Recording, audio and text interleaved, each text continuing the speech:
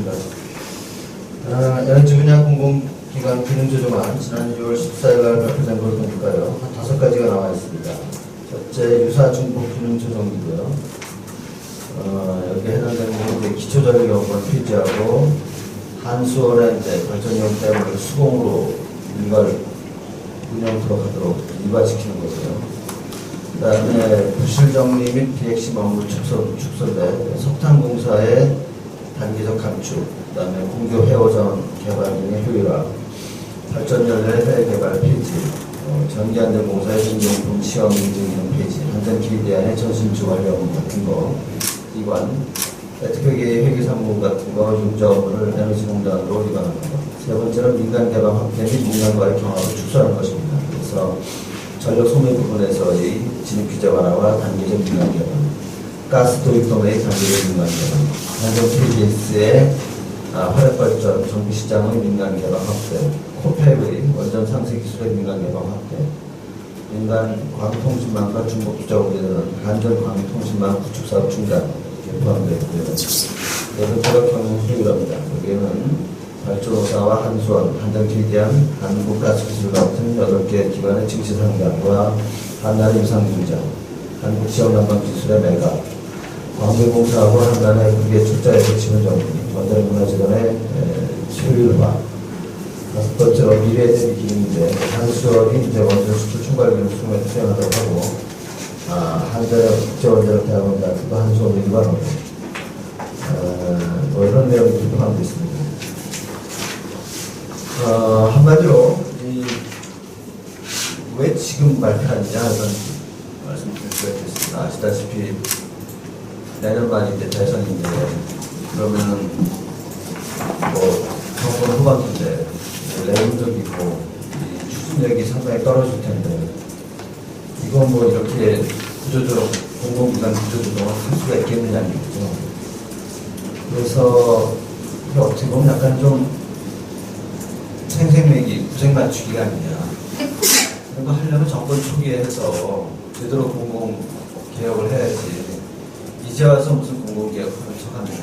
하지도 못하면서 했다는 얘기를 들으려고. 그런 비판이 있을 수가 있습니다.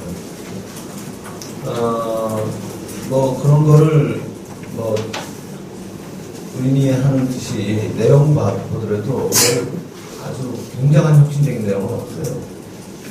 내용이 상당히 이제 제한적이거나 추상적인 내용이 많습니다. 예를 들어서 공공기관 개혁 같은 거는 뭐 상당히 근본적인 내용이 들어간다든지 회사를 몇 개 없애고 통폐합하고 민영화하고 뭐 이런 내용이 있어야 되는데 사실은 그런 내용은 몇 개 없습니다. 그런 내용은 없고 그냥 아주 마이너한 기능조정 이런 게 들어갔던 것 같습니다.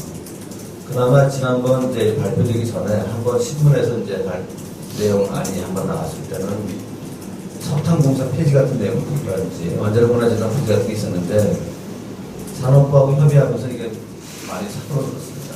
그러니까 이게 폐지가 아니라 좀 감축 정도로 사그러들었고요. 그 다음에 이게 또 시점이 문제가 되는 게 안전하고 한전의 이제 판매 사업 자료 같은 거를 금년도 하반기에 이제 로드맵을 발표한다고 그러는데 정부에서 하반기라고 그러면 12월 말을 얘기합니다. 그럼 금년 말에 발표하고 일정표를 금년 말에 발표하는데 내년이면 대선 전국인데 이건 뭐 되겠네요. 또 하나 재밌는 거는 가스공사 도입 도매를 2025년부터 다음 정부도 아니고 다음 정부인데 이거 하나만 한 얘기 못 하는지 그래서 이게 얼마나 실효성이 있는지 이게 상당히 의문이 되고요. 그럼에도 불구하고 이제 공공기능조정 발표한 거는 그럼 우리가 뭐 어떻게 되냐 이거 잘못했다 이렇게 얘기하기는 또 그렇고요. 뭐 잘했다 얘기하기도 그렇고 안 하는 것보다 낫다는 얘기 할 수밖에 없는데 참 이거 참 평하기가 상당히 어색합니다. 어색한데 제 생각에 일단 안 하는 것보다 잘했다는 생각은 듭니다. 왜냐하면은 그냥 뭉개고 그냥 이번 정부 끝날 때까지 공공개혁 얘기 한마디도 없이 가는 것보다는 그래도 어느 정도 이렇게 얘기를 해놓는 것이 분명히 다음 정부 들어서게 되면은 뭐 이런 논의가 또 시작될 텐데, 그럼 중요한 포인트는 이제 짚고 넘어가야 될 것 같으니까 어느 정도 가이드라인 제시해야 될 것 같다는 생각이 들어서 그런 의미에서 의미가 있다고 생각합니다. 이거 가지고 이제 나중에 좀 근본적이고 발전적인 공공부문 개혁안이 진짜 다음 정부를 위해서 좀 나왔으면 하는 생각이고요. 그나마 좀 이 안에서 제가 좀 미련을 갖고 기대를 하고 싶은 부분 중에 몇 개는 한전의 판매 부분에 대한 경쟁 체계 도입입니다.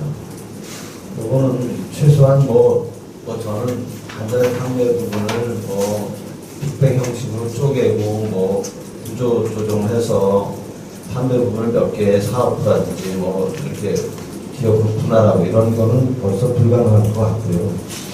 그것보다는 그냥 한두 개 사업자라도 아니면 두세 개 사업자라도 진입을 허용을 해서 조금씩이나마 판매 사업 자유화를 할 수 있게 된다면 이거는 굉장히 작지만 매우 중요한 변화를 의미할 수 있다는 생각입니다. 왜냐하면 정부가 지금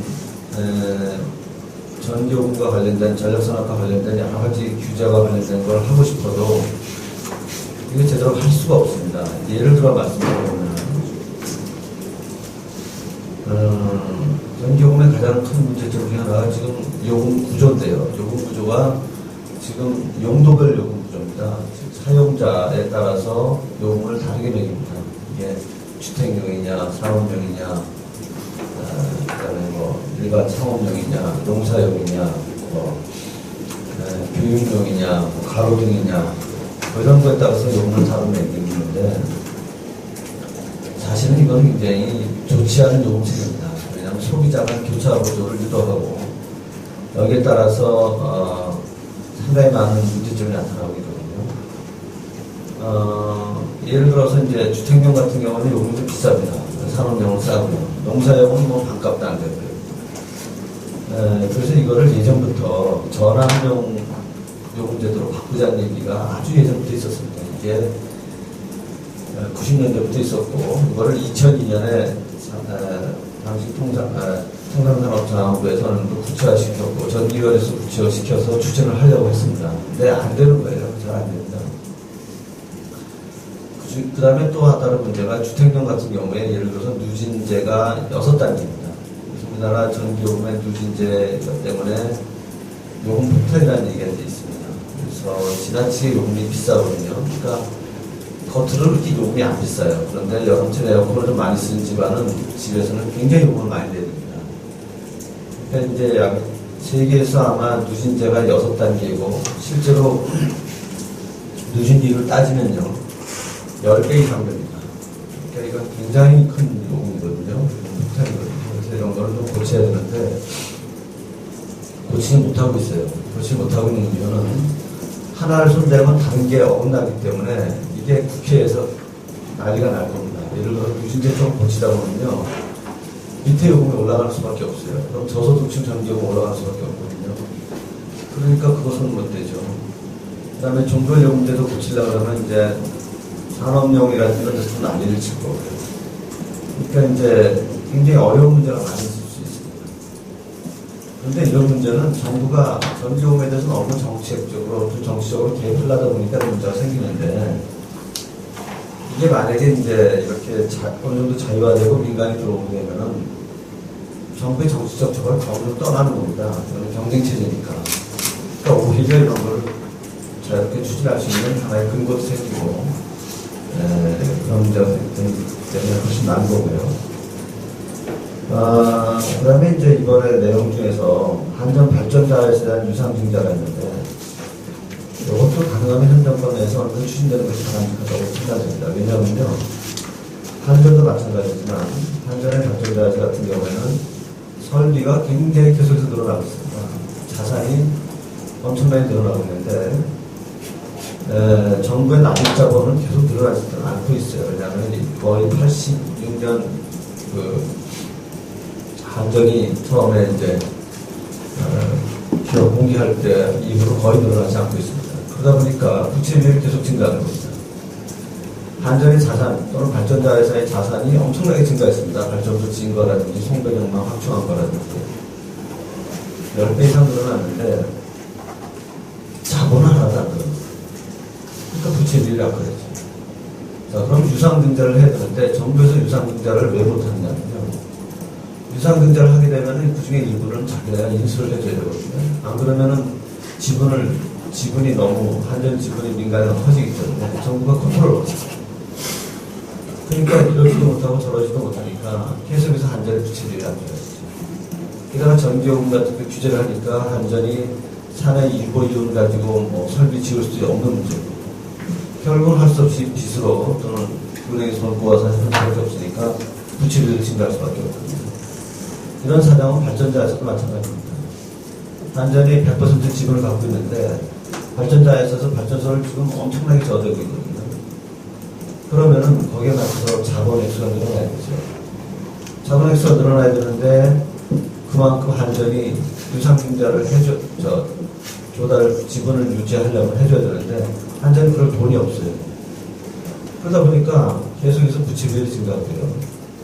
그러니까 지금 어떤 편법을 쓰고 있냐면은 사실은 부채인데 채권인데 마치 유가증권인 것처럼 포장해서 무슨 하이브리드 증권이니 주식이니 해서 자본을 조달하지만 결국 금융감독원에 가서 보면 이거는 부채다, 채권이다 이런 해석을 받게 돼가지고 부채비율은 올라가거든요. 그러니까 계속해서 이 재무구조가 안 좋습니다. 발전자에서 어떤 데서는 결국 돈이 없으니까 민간하고 SPC를 만들어서 거기서 다시 발전소를 돈을 조달하거든요. 결국 우회하는 거죠. 그러니까 이렇게 하는 것보다는 차라리 유상증자를 해서 민간 자본이 들어오고 그러다 보면은 한전의 영향력이 떨어지고 오히려 전력산업의 객관적인 정보평가라든지 투명성이 높아져서 좋아질 것 같다는 느낌이 많이 듭니다. 그 여러 가지 내용이 많이 있는데요.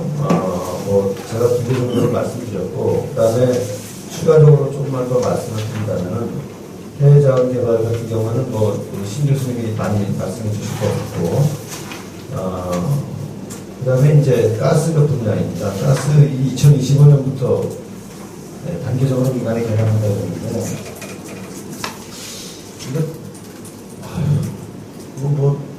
다음 정부가 할 일을 지금 정부가 로드맵을 짜서 뭐 하는지 저는 모르겠는데, 그렇다면은 만약에 정부가 의지가 있다면은 전기 쪽도 마찬가지고 가스 쪽도 마찬가지고요. 법이라도 좀 통과시켰으면 좋겠어요. 전기사업법을 개정을 해서. 왜냐하면 국회가 새로 됐기 때문에 국회가 새로 구성됐기 때문에 여기서 전기사업법안을 만들어 오면은 그 다음에 가스와 관련된 것도 아마 제 생각은 도시가스 사업법입니다. 도시가스 사업법을 개정안을 만들어서 통과시켜 놓고 어느 정도 이제 로드맵을 좀 해놓고 나면은 그건 정부의 의지가 좀 보일 것 같다는 느낌이 듭니다. 그게 그렇게 할 것 같다는 느낌은 안 들고요. 법안까지 만들어서 통과시킬 것 같이 정부 의지가 강할지 모르겠습니다. 제 생각에는 기껏 해야 이제 그냥 하반기에 일정표 언제까지 뭐 하겠다 이거 발표하고 그 다음에 그 일정에는 분명히 정권의 그 시한을 넘어서서 다음 정권 때 추진할 때 이렇게 할 겁니다. 그러면 결국은 다음에 하겠다는 얘기거든요. 다음에 하겠다는 얘기는 여러분 잘 아시겠지만 대충 하겠고 잘 안 하겠다는 얘기니까 이게 얼마나 의지가 있을지 모르겠습니다. 그래서 가장 중요한 거는 이번 정권 내에 할 수 있는 거라도 제대로 했으면 좋겠고요. 석탄공사 폐지 같은 건 참 안타깝습니다. 이런 거는 사실은 지금 조선산업 이런 것처럼 눈 딱 감고 정부가 빨리 해야 되는 문제인데 이런 걸 못하고 계속 밀고 있으니 참 안타깝다는 문제가 되고요. 나머지는 너무 마이너한 거에서 전신주가 일부하고 저하고 무슨 의미가 있는지 글쎄요 별 의미도 없고 그냥 큰 효과가 없는 거를 이렇게 하는 것 자체가 무슨 의미가 있는지는 생각이 들고요. 차라리 공공계획에 대한 분명한 가이드라인 같은 거를 정부가 제시했었으면 더 좋았을 뻔했다. 이런 생각이 듭니다. 마치겠습니다. 네, 한양대학교 위원장입니다. 좀 전에 조성규 교수께서 에너지 부문 특히 이제 전력 분야로 좀 잘 설명해 주셨고요. 저도 뭐 부가적인 예 조금 생각을 해야 되는 부분만 말씀드리겠습니다. 일단은 이번에 그 전체 공기관 기능 조정안 자체에 대해서 개인적으로는 동의를 하는 부분입니다. 주요 일간 언론들 이렇게 이번 발표한 보고 이렇게 보고 하는 게 대부분 다 비판적이더라고요. 비판적인 시각에는 그 구체적인 내용에 대한 일단 문제도 많지만 그 전 단계에서 아까지 말씀하신 대로 어떤 시간적인 문제, 또 제약적인 여러 가지 이유로 해서 이게 과연 제대로 될까 하는 데 이제 일단은 문제를 삼으신 것 같고요. 저는 뭐 그 부분에 대해서는 물론 그렇게 비판할 수 있지만 정치적이고 정무적인 이야기는 일단은 제외한다면 이 안 가지고만 이야기해 본다면 어떨까 생각해서 저는 기본적으로 필요하고 왜 이런 말씀드린가 하면 조정문 교수님도 그렇고 저도 뭐 그랬습니다만 이전에 에너지 관련된 국책연구기관에서 조 교수님 같은 경우는 원안을 다 만드셔서 처음부터 이렇게 실행하신 분이고 저도 그 이후에 조연해서 이렇게 하는 과정에서 지금 회수만 따지면 15년, 20년이 다 돼가거든요. 그 전 단계 생각하고. 근데 지금 역대 정부에서 이런 내용들이 발표는 됐지만 사실 한 번도 안 됐다는 거. 어쨌든 다시 지금 이 정부에서 이 이야기를 꺼내면서 다시 이렇게 점화를 했다는 측면에서는 긍정적으로 생각하고 다만 이제 내용을 들어서 몇 가지는 이런 내용도 좀 한번 고려했으면 하는 입장에서 정부에 대해서 말씀을 드립니다. 첫 번째 이제 전력 분야, 뭐 저희들 이제 에너지 한다고 했을 때 여러 분야가 있습니다만 가장 지금 하도록 생각해 볼 수 있는 게 전력 분야인데 이거 이제 일반인들이 내용 보시면 엄청 뭐 신선하고 대단한 내용도 보실 수 있습니다. 그런데 이게 신선하거나 대단한 내용이 아닌 게 이미 우리 흔히 말하는 OECD 선진국들 경우에는 90년대 이런 작업을 시작해서 우리나라, 이스라엘, 아마 터키 3개국 빼고는 이미 다 잘 아시는 일본은 금년도 4월에 전면 자율화 시작했고요. 그래서 90년대 시작해서 일부 혹은 거의 전면적으로 다 소매 부분이 다 개방되어 있습니다.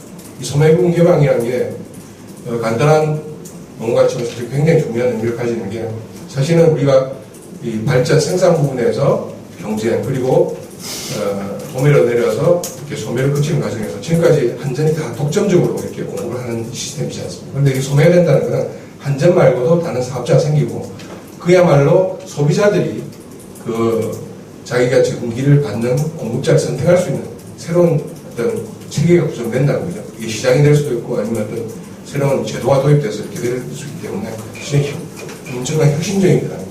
다만 이번 안에서는 한꺼번에 모든 걸 다 풀겠다고 이렇게 표현한 건 아니고요.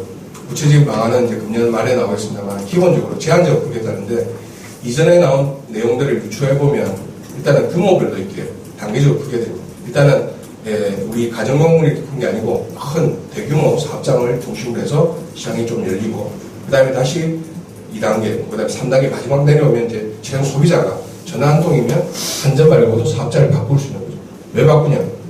보다 더 좋은 가격에 보다 더 나은 서비스를 소비자 선택할 수 있는 그런 게 생기니까 시장에서 경쟁이 이제 생기고 그래서 어쨌든 장기적으로 가격 인하도 유도되고 서비스 질도 높여지겠다 그런 아이디어들 그래서 굉장히 중요한 건데 저는 이제 이전부터 말씀드렸습니다만은 외국풍의 분명합니다. 이게 단계적으로 이렇게 차근차근 하는 게 보통의 어떤 수매 개방의 어떤 기본 어떤 이행 과정에서 있는데 저는 우리나라 경우는 굳이 그럴 필요가 있는가 생각해요. 왜냐하면 외국 경우에는 처음 시도해보는 과정에서 연습도 해보고 경험도 쌓기 위해서 했지만 이미 아까 말씀드린 대로 거의 20년 이상 일본을 포함해서 앞에서 했던 사례들이 있어요. 그리고 상당한 어떤 부작용 문제라든지 그걸 해소할 수 있는 방안이 나와 있습니다. 물론 우리나라 어떤 특성 때문에 달라지는 부분이 있겠습니다만 저는 이미 다 경험되고 사실은 우리가 제도를 어떤 연습할 수 있는 그런 것들이 벌써 지침서가 다 나와 있기 때문에 저는 이번같이 제한적이고 부분적인 개방이 아니고 우리나라의 경우는 지금 어떤 시급성이라든지 중대성을 생각한다면 전면적이고 포괄적인 개방이 필요하다. 그래서 가능한 일시에 이렇게 좀 해봤습니다. 사실은 한 2년 전에 발표는 안 됐습니다만 정부 내부적으로 이렇게 소매 경쟁 관련해서 제도를 보면 거기도 부분적인 제한적인 이야기를 썼지만 사실은 그 단계가 굉장히 축소되어 있습니다. 한 3년, 5년 안에 하자는 그런 안도 있었기 때문에 3년, 5년이면 사실은 그거를 꼭 단계라 부르면 꼭 굉장히 빠른 시일 내에 들어가는 방안들이거든요. 그래서 그런 것들을 한번 생각해 봐야 되는데 사실 일부분에서 언론에서 이제 그 다음에 특히 이 전력 부분에서 기능 조정에서 반대 입장에 가신 분들이 하는 가장 큰 테마, 반대의 테마 중에 하나가 이렇게 되면 요금이 올라가지 않냐. 그렇지 않아요. 그래서 이 이야기 한번 꺼내버리면 다른 어떤 논의에 있던 그런 것이 다 묵살돼버리고 소비자 입장에서는 그리고 어쨌든 수용가 입장에서는 가격이 올라가니까 좋게 볼리는 만만한데 근데 이 부분에 대해서 사실 언론이고 우리 같은 이 단체에서 좀 더 정확한 인포메이션 정보를 좀 제공할 필요가 되죠. 사실 잘 생각해 보시면 한전이 하면 싸고 민간이 하면 비싸다 논리로 이렇게 딱 양분을 시키는데 잘 생각해 보시면 한전이 하든 사실 민간이 하든 그 어떤 원가 구조에는 큰 차이가 없습니다. 올해 저희들 이야기하는 것은 민간이 하면서 경쟁을 통해서 좀 더 원가를 줄이자는 거예요. 물론 아무도 모르죠. 근데 만약에 한전이 하든지 아니면 민간이 했을 때 큰 차이가 없다면 과연 지금 싼 요금이 어떻게 해서 나타나는가 한번 생각해 봐야 돼요. 한전의 부채가 지금 110조 정도예요. 그 부채의 상당 부분이 사실은 전기 요금이 현실화 안 되고 어떤 용도별 요금 구조에서 아까 말씀드린 교차 보조가 생기기 때문에 발생하는 부채들이거든요. 그 이야기는 뭐냐면 겉으로는 싼 요금을 보이지만 사실은 뒤에는 부채가 남아있느냐. 그 부채는 결국은 국민의 세금이 되든 나중에 추가적인 엄청난 요금 인상이 되든 결국은 물어야 되는 건데 그 부분을 포장을 해가지고 사실은 요금이 싸다고 사람들한테 표현하다 보니까 부족 개편이 되면 아니면 이렇게 소액 경쟁이 되면 마치 가격이 올라가는 것처럼 생각해요. 그래서 저희들이 이제 우리가 아무도 이렇게 이 부분에서 요금 인상 이야기 나와서 항상 고려해야 될 거는 지금과 같이 그대로 갔을 때 아니면 이렇게 민간으로 상당 부분 소매 개방이 됐을 때 과연 그 올라가는 정도가 어떻게 차이 날 것인가 그걸 같이 비교해야 되는데 단순히 명목적으로 지금 억제된 규제 요금만 가지고 사실 비교하다 보니까 요금이 올라갈 수밖에 없는 구조잖아요. 근데 이런 부분들을 좀 더 소비자들한테 언론에 적극적으로 좀 우리 홍보해서 알려줘야 된다 그런 이야기 생각이 들고요. 두 번째로는 말씀드리고 싶은 거는 가스 부분 이야기 하셨는데 아까 전에 첫 번째 조 교수님 지적하신 대로 정부에서는 25년 후에 민간에 점차적으로 개발한다. 그렇게 시기가 너무 한데 일견 문제되는 부분이 있긴 있습니다. 가스공사는 잘 아시는 분들이 상당 부분 장기 계약 형태로 계약을 하고 있기 때문에 그 물량이 해소되는 시점에서 사실 이제 하겠다는 부분도 있습니다. 근데 그 부분에 대해서는 저는 뭐 문제가 있다는 거랑 서로 동의하고 더 나아서 한 가지 지금 그 민간 직수입 제도 이렇게 표현하고 있는데 그 민간 직수입의 전제가 뭐냐면 발전사와 그리고 지금 자가용 소비자죠. 발전사와 그다음에 대규모 수용가 그래서 이걸 직수입을 할 수 있는데 하더라도 자가 소비용에 대해서만 직수입을 할 수 있다 이 이야기가 되어 있습니다. 그 이야기는 물건을 사왔다가 쓰는 과정에서 조금 남았을 때 모자랐을 때 어떻게 처리할 방법이 없는 거예요. 그래서 직도입이 허용되어 있지만 실제 잘 생각해 보시면 발전사도 그렇고요. 대규모 수용가 천연가스를 써야 되는 그 공장 같은 데서 물건을 직접 사왔다는 거죠. 근데 그 과정에서 항상 이 재고가 남든지 모자라든지 잠깐 그 부분을 해소를 해야 되는데 그 해소를 하면 어떻게 되겠습니까? 시장에서 팔 수 있든지 다른 공급자한테 넘길 수 있어야 되는데 그런 부분을 어떻게 해야 되나요? 그래서 지금 이야기는 전면 앞으로는 틀어놨지만 뒤에는 구멍을 막아놨기 때문에 사실은 굉장히 제한적이고 규제적이기 때문에 사실 직도입 허용이라는 자체가 사실은 굉장히 문제가 될 수 있는 부분들입니다. 근데 이 부분은 왜 그러겠냐면 막 풀어나면 사실 가스공사의 어떤 역할 기능이 대폭 축소되고 문제가 될 수 있기 때문에 그래서 사실 직수입에 대해서는 전면적으로 전반적으로 동의를 하지만 이런 부분 어떤 시기가 너무 떨어져 있다든지 또 조금 전에 제가 말씀드린 대로 그 어떤 제한적인 그 어떤 공급 과잉 물량 적게 나타난 물량을 처리할 수 있는 어떤 제도적인 방안이 없다면 사실은 이 부분은 제대로 활성화되기 힘들다는 것을 먼저 말씀드리고 싶어요. 마지막으로 제가 말씀드릴 부분은 에너지 공기업 해장 개발 기능 표라 이렇게 되어 있습니다. 그리고 공기업 역할을 빠르신 민간을 이행 공기업 역할이 제조하는데 저는 이 부분에 대해서는 좀 더 제대로 된 기능 조정이 필요하다고 생각합니다. 여전히 지금 이야기하는 부분들은 공기업이 앞으로도 자원 개발 부분을 담당을 하되 표를만 향상시키려면 각각 있는 표현을 쓰고 있거든요. 그런데 잘 생각해 보시면 특히 바로 우리 이전 정부 200만 정부에서 이 해전 가을 개발을 갖고 말도 많고 탈도 많았습니다. 근데 그 원인이 뭐냐 하면 생각해 보시면 여러 가지 이유가 있겠습니다. 저는 가장 큰 이유 중에 하나가 바로 가버넌스 구조라고 생각합니다. 공기업이 그 해자원 개발을 한다 했을 때 해자원 개발 사업의 특성이라는 겁니다. 굉장히 리스크가 크고 또 상당히 시장에서 어떤 유연적으로 대처해야 되는데 공기업의 특성상 조직의 구조상 그렇게 둘 다 할 수 없는 거고 더 중요한 거는 의사결정을 굉장히 중요하게 그 수익에 담보한 채로 이게 결정을 해야 되는데 불구하고 엄청나게 외압에 시달릴 수밖에 없는 구조라는 거예요. 공기업 사장 임명권을 누가 가지고 있습니다. 공기업 임원 임명권을 누가 가지고 있습니다. 그런 구조에서 해야 될 거를 못하고 안 해야 될 거를 할 수밖에 없는 그런 구조. 이 공기업으로 할 수밖에 없는 그 공기업 상태에서는 계속 지속될 수밖에 없거든요. 그래서 저는 이 부분에서 여전히 뭐 공기업의 효율성을 향상시킨다 하지만 저는 여전히 이게는 허구에 불과하다. 사실은 공기업이 계속 주도적으로 해외 장갑을 하는 이상 이 문제는 계속될 수밖에 없고 그렇다면 전면적으로 해자원 계열 부분은 민간으로 이해해야 됩니다. 그러면 공기업이 할 역할은 뭐냐? 우리가 지금 이제 해자원 계열 기업의 그 2대 축, 3대 축이 가스공사, 그다음에 석유공사, 그리고 뭐 건물진흥공사인데 이들이 하는 거는 사실 국내 사업에서 망관리 사업이 중심이 되는 거예요. 그리고 상당 부분 어떤 공적의 기능, 그러니까 R&D라든지 아니면 정부가 민간이 나서서 하기 힘든 어떤 특히 R&D 개발 부분이고 인력 양성 부분이죠. 이런 부분에 실행하면 되고 실제 의사결정하고 투자라는 거는 민간이 하면 되는 건데 근데 이 논리 중에 하나가 대자원개발 사업의 특성상 몸집이 커야 되고 또 민간에 남들 누가 하겠느냐가 있지만 사실은 SK, 삼성, 현대 사실은 놔두면 수익이 된다면 누구든지 할 수 있는 거예요.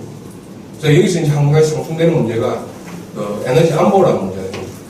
경제성 수익과 무관하게 정부가 나서서 이 에너지 안보 측면에서 자원 개발도 해야 되는데 이 자원 개발이라는 그 어떤 에너지 안보 어떤 그런 측면에서 생각해 본다면 사실은 우리가 고민을 해봐야 되고 정말로 자원 개발을 해서 그 광구를 확보하는 것이 정말 우리나라 에너지 안보에 도움이 되는 것인지 안 된다고 할 수 있겠지만 사실은 에너지 안보에 가장 문제되는 부분은 사실은 공급 차질보다는 사실은 최근에 시간을 보면서 느낀 게 결국은 가격의 등락 때문에 생기는 경제적인 불안이 요소거든요. 그럼 경제적 불안 요소를 어떻게 해소할 수 있는 거는 사실은 비축 말고도, 대자원 개발 말고도 일정 부분 비축을 한다든지 아니면 아예 상업적으로 위험 관리를 할 수 있는 여러 가지 방안들이 나와 있어요. 그걸 종합적으로 고려해야 되는데 우리는 대자원 개발이라는 걸 에너지 안보라는 민명하에 굉장히 지금 줄이겠고 그것도 될 수도 없는 공기업에 맡겨서 실은 부실을 좀 초래했기 때문에 저는 상당 부분 예전 개발 사업은 민간으로 이양되고 그리고 에너지 안보라는 어떤 정책 어떤 목표도 상당 부분 조금 개선돼야 된다 이렇게 말씀드리고 마지막으로 종합적으로 에너지 부분에 대해서 사실은 지금 정부는 자기들이 관할하고 있는 공기업을 대상으로 지금 기능 조정, 기능 이전이라는 명목을 하고 있는데 여기에 어느 것도 사실은 정부 자체의 어떤 에너지 부분의 기능에 대한 조정 이야기는 없습니다. 무슨 이야기를 하니 여전히 그 자기들이 컨트롤할 수 있는 에너지 공기업에 대한 이야기들은 하고 있지만 정작 실제적으로 문제가 되는 에너지 부분의 정책 그리고 규제 관련된 기능들은 사실은 여전히 정부가 갖고 있기 때문에 사실은 여기서 만약에 비율이 발생했을 때 어떻게 할지 되는 이야기는 하나도 없는 거예요. 사실은 소매 부분 경쟁도 그렇고요. 가스도입도 그렇고 사실은 해자원 기업을 따지고 보면 정부의 잘못된 정책 그리고 규제로 인해서 발생하는 비율이 엄청난데 이 부분을 어떻게 해소할 수 있는 이야기는 아무것도 없는 거예요. 따지고 보시면 특히 에너지 중에 전력 분야 같은 경우는 각종 그리고 다른 부분도 마찬가지입니다. 각종 수급 계획이라는 걸 가지고 그 신사업자 그리고 잘못된 사업자가 퇴출하는 것을 다 틀어막고 있습니다. 시장에서 제대로 작동할 수 없는 그런 구조를 만들어요. 그 다음에 두 번째 중요한 요금 규제를 그 규제를 통해서 수급 차질을 오히려 더 야기시키는 그런 문제를 낳고 있는 이런 부분들이 사실은 다 정부 특히 에너지 부분 같으면 산업부가 지금 다 하고 있는 거 아닙니까? 근데 산업부의 그 기능을 어떻게 할지에 대해서는 이번에 아예 전혀 언급이 없는데 이번에 언급은 안 됐지만 장기적으로 볼 때 우리가 공급을 생각해 볼 때 이게 공기업의 에너지 공기업의 어떤 기능 조정도 필요하지만 정부의 기능 조정에 대한 언급도 필요하지 않느냐. 그래서 사실은 저희 에너지 쪽 특히 전력 쪽 하시는 분들이 이전부터 계속 이야기했지만 외국의 경우처럼 우리도 정부가 아닌 상당 부분 독립적인 어떤 가버넌스 구조를 가진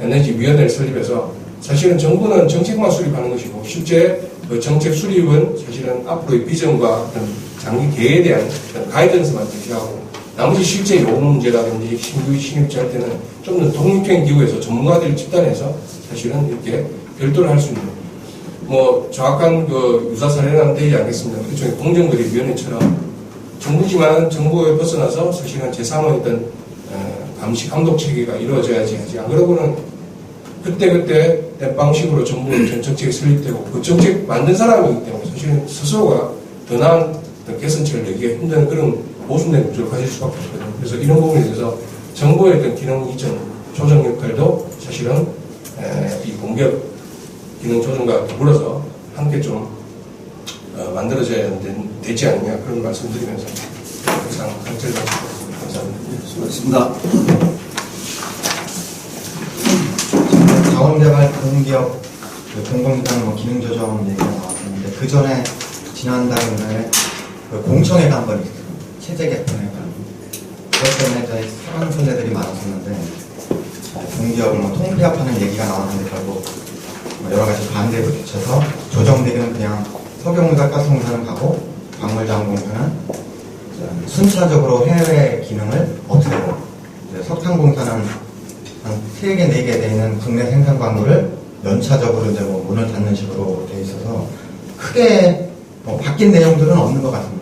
그래서 아까 말씀하신 대로 정권에 하면 1년 정도 남았는데 다음 정권까지 미리 이제 디자인을 해준 형태가 돼서 실효성이 있을지는 저도 잘 모르겠고요.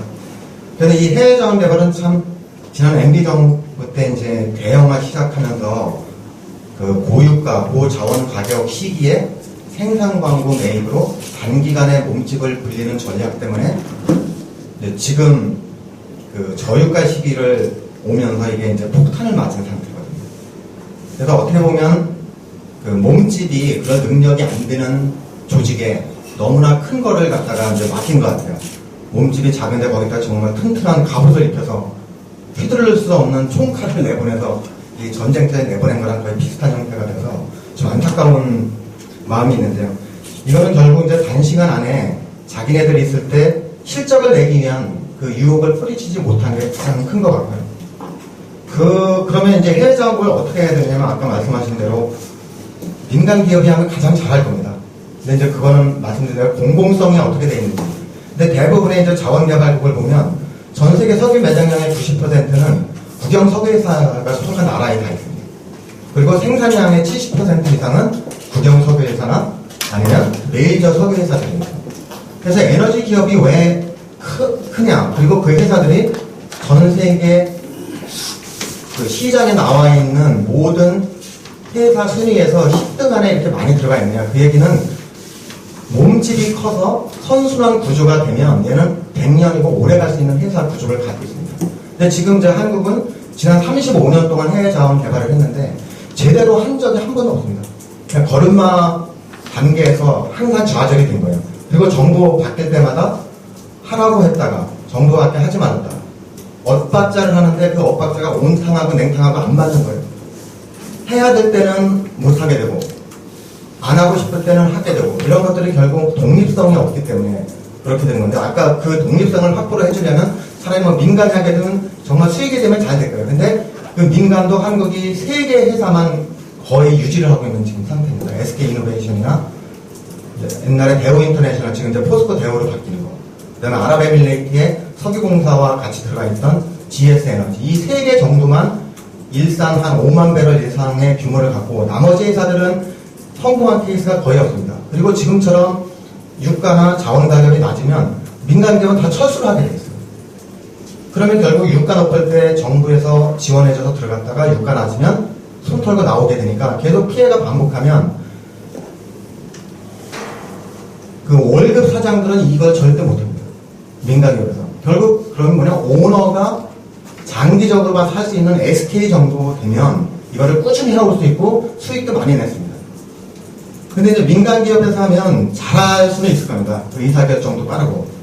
근데 몸집이 어느 정도 큰 상태에서 얘가 민영화가 돼야 되기 때문에 제 생각으로는 나중에 일부 IPO를 통해서 민영화를 시키더라도 이런 회사들은 이제 그 태국에 있는 회사들 그렇게 하는 회사들이 많고요. 중국도 있고. 그래서 자원 선진국의 형태를 쫓아가면 안 될 것 같습니다. 왜냐하면 한국의 형태는 자원 빈국이기 때문에 자원이 없는 일본, 그리고 한국이 유일합니다. 그리고 중국, 여기 엄청나게 자원이 많지만 소비량이 많기 때문에 수입을 할 수밖에 없어요. 이런 회사들은 지금 현재 한국이 네트 경자가 0이 됐습니다. 근데 이 나라들은 늘리고 있어요. 한국보다 10배에서 15배 이상의 되는 규모를 지난 3, 40년 동안 꾸준히 해왔기 때문에 대형화돼서 몸집이 이미 커서 지금처럼 저유가 시대가 와도 견딜 수 있는 몸집이 된 겁니다. 그래서 일부 효율화나 잘 맞지 않는 그 불량 자산들 처리하면서 그 견디는 겁니다. 그러면 이게 하향 산업이 아니고 주기를 갖고 나타나기 때문에 그 주기를 잘 견뎌야 되는데 지금 같은 경우는 안타까운 게 어쩌면 사업에 들어가야 돼요. 근데 그걸 못하고 있는 거야. 근데 한국의 입장에서 보면 1년에 10억 배럴을 원유를 수입을 해요. 그러면 고유가에 100불에 갖고 왔다고 하면 그게 100조예요. 근데 50불로 떨어졌다면 1년에 50주를 국가 차원에서는 자원을 수입을 안 하는 겁니다. 그래서 어떻게 보면 그 한국에서 해외 자원 개발한 거는 그 에너지 안보 차원에서는 뭐 보험의 성격이 강하다고 봐도 돼요. 누가 돈을 버는 거에 상관없이. 그렇기 때문에 당분간은 국가기업에서 해야 되는데 지금처럼 하면은 계속 실패를 할 수밖에 없어요. 그래서 좀 장기적인 플랜에 따라서 해야 되는데 플랜은 갖고 있어요. 근데 그 플랜이 정권 바뀔 때마다 계속 바뀌고 그리고 추진력을 상실하게 돼 있습니다. 그래서 이런 것들이 되려면 그래서 한국의 지금까지의 자원 개발 현실은 아까 말씀드린 대로 단기간에 생산 광고 매입으로 그 비쌀 때 들어갔다가 지금처럼 이제 저유가 때 예상되는 유가가 안 맞기 때문에 사업성이 떨어지는 겁니다. 또 하나의 특징은 뭐냐면 매장량이 100이 있으면 그 자산 손실 처리하는 기준은 매년 연말이 됩니다. 연말의 유가에 따라서 나머지 갖고 있는 100에 대한 가격이 떨어지기 때문에 손실이 나는 거고요. 실제로 이걸 20년 동안 생산하게 되면 향후 20년에 정확한 유가에 맞게 자산이 평가가 돼야 되는데 그건 회계 처리상 매년 연말에 자산 손실을 떨 수밖에 없어요. 그럼 내년에 만약에 지금 50불에서 80불이 올라간다. 그럼 얘는 잔고 가격 상에는 이 30불에 해당되는 게 수익이 또 잔존 가치 매장량이 올라가게 되어 있습니다. 그래서 이게 사실은 허수입니다. 보이지 않는. 근데 그거에 대한 오해를 하고 있는 분들이 사실은 무척 많은 것 같아요. 그래서 성공적인 해외 자원 개발을 하려면 이 리스크도 크고 그리고 장기적으로 기간이 소요된다는 것을 알고 이거에 맞춰서 사업을 운영할 수 있는 체계를 갖추면 되는데 사람들이 그게 잘 안 돼요. 이 정치권에서 독립을 해야 되는데 국민적인 정서도 아니고 국회의원들도 여야 간에 싸움만 하다 보면 이 골든타임이 또 지나갈 거예요. 그러면 이거는 10년 후에 다시 이런 기간이 나타날 텐데 그러면 보이지 않는 손실은 그럼 누가 책임을 지냐는 거죠. 그래서 공기업에 내재되어 있는 그 직원들도 마찬가지고 낙하산으로 인사가 내려오면 그분이 하는 거에 따른 거고 그거는 결국 정부의 정책을 수행하는 거기 때문에 일베 뭐 사장의 잘못이 아닐 수도 있습니다. 보면. 그러니까 직원들은 자기가 생각이 옳은 생각이 있어도 그거를 낼 수가 없어요. 과천을 보내거나 하게 되면 한두 사람 계속 보내다 보면 그 문화가 아무도 옳은 얘기를 안 하는 문화로 정착이 되거든요. 그래서 이거는 어떻게 보면 회사만의 문제가 아니라 우리 전체 사회에 내재되는 모든 문제가 그냥 자원 개발을 통해서 도출된 것 같아요. 근데 이런 것들을 해결하는 방법은 저는 거의 없다고 봐요. 지금 체계에서는. 그러기 위해서는 어떻게 되냐면 외부에서 보이지 않는 손이 없어야 돼요. 그러니까 독립적인 아까 거버넌스 말씀하신 것처럼 정권에 상관이 없이 국가적인 차원에서 장기간으로 계획을 수립하고 실행할 수 있는 거버넌스가 없으면 이걸 할 수가 없어요. 똑같은 일이 계속 반복될 수밖에 없습니다. 그리고 아까 말씀드린 대로 인력 양성도 마찬가지예요. 지금처럼 이제 유가가 낮으면 그 인력 양성하면 뭐 하느냐. 근데 인력 양성하는데 남학생인 경우 군대 갔다 오면 6년 걸려요. 석박사면 거의 10년이 걸린다는 소리예요. 그러면 유가나 자원 가격에 상관없이 나중에 10년 뒤에 사람들이 배출이 되기 때문에 그걸 꾸준히 해야 되는데 인력 양성도 꾸준히 안 하죠. 그러면 기술 발전이 없으니까 지난 MB 정부에서도 실패한 이유 중에 하나는 어쩌면 기술력 확보가 없는 상태에서 이 일을 시작했기 때문에 그때 나서 이제 사람이 없으니까 사람을 양성하자고 했는데 지금 와서는 또 사람을 양성해서 쓸 데가 없으니까 사람을 양성하지 말자. 그럼 나중에 5년 뒤에 또 다시 할 거냐 이거죠. 이런 게 쳇바퀴를 돌기 때문에 그 바람직한 해외 자원 개발 추진을 하려면 이 자원 가격 변동성에 유연하게 대처할 수 있게 상당 부분의 몸집이 큰 회사까지 육성하는 거는 그 국가에서 책임을 져야 되고요. 그 뒤에 일부를 IPO를 통해서 민영화를 시켜서 조직의 효율성을 높이는 거는 그때 가서 하면 될 것 같고요. 그러니까 중국 같은 경우에는 지금 어떻게 하냐면 민간 기업이 우량 자산을 할 수 없이 내놓게 되면 국가에서 사주게 됩니다. 근데 사실 그게 지금 국가가 해야 될 역할인데 그거를 사실 못하고 있죠. 그러면서 우량 자산을 매각을 하게 됩니다. 그러면 손실이 2배로 나게 되는 거예요. 비쌀 때 샀다가 우량 자산은 또 값싸게 매각을 하게 되면 안 해야 될 일을 또 하게 되는 거죠. 그래서 어떻게 보면 한국의 입장에서는 이게 도랑치고 가재 잡는 일이거든요. 왜냐하면 도랑친다는 거는 에너지 안보를 확립하게 해서 일정 부분 자원 개발을 해서 그걸 하고, 그 다음에 이제 가재를 잡는다는 거는 유가가 높을 때는 수익이 많이 발생을 하죠. 그리고 또 하나 안타까운 거는 이번에 이제 한전이나 포철 같은 경우에서 해외 자원 개발을 MB 정부 때 많이 들어가라고 독려를 했습니다. 왜냐하면 이 모양은 맞아요. 한전 같은 경우는 1년에 20조를 갖다가 원료 구매하는 비용으로 쓴다는 겁니다. 근데 그거를 자기네들이 개발을 하게 되면 비싸면 비싼 대로 수익이 나니까 좋고, 가격이 싸면 가격이 싼 걸 자기네가 들어오니까 아무런 손실이 안 날 수도 있어요. 큰 시스템으로 보면. 근데 지금 와서 다시 단계적으로 이거를 털어버리라는 겁니다. 그러니까 똑같은 일이 계속 반복되니까 이런 것들이 고쳐지지 않으면 아마 해외 자원 개발을 할 필요가 없을 거예요. 제대로 계속 손실만 반복이 꼴릴 겁니다. 그래서 좀 안타깝긴 한데, 이런 거로는 결국 이제 전문성도 갖고 일관성 있게 추진할 수 있는 정부 시책도 필요하고, 거기에 제일 먼저 해야 될 거는 결국 독립적인 거버넌스 구축이 없으면 안 되는 거예요. 근데 이게 정부 차원에서 얼마나 매력이 있느냐면, 해외 자원 개발한다고 자원 외교하러 외부로 계속 나가요. 사람 만나서 광고 따오죠. 비전문가인 사람들이 가서 광고 따오면 실제적으로 공사에서는 추진을 할 수도 없고 안 할 수도 없고, 국가 시책인데 경제성 안 받고 들어가지 않아야 될 광고도 어쩔 수 없이 하게 되는 경우가 태반이 되는 거예요. 그래서 정부에서 지원이 절대적으로 필요한 건 맞습니다. 왜냐면 파트너가 국영석유회사하고 국가이기 때문에. 근데 이거를 뒤에서 필요할 때 조용히 해줘야 되는데, 이게 자랑하려고 앞서서 계속 해외 돌아다니면서 MOU 한 건 했다, 2건 했다는데 이게 실제적으로 무슨 효용이 있냐. 그래서 이거는 겸손하지 않은 자세로 하면 해외 자원 개발은 아마 요원한 일이 될 거예요. 차라리 안 하는 게 나을지도 모릅니다. 이 정도로 저는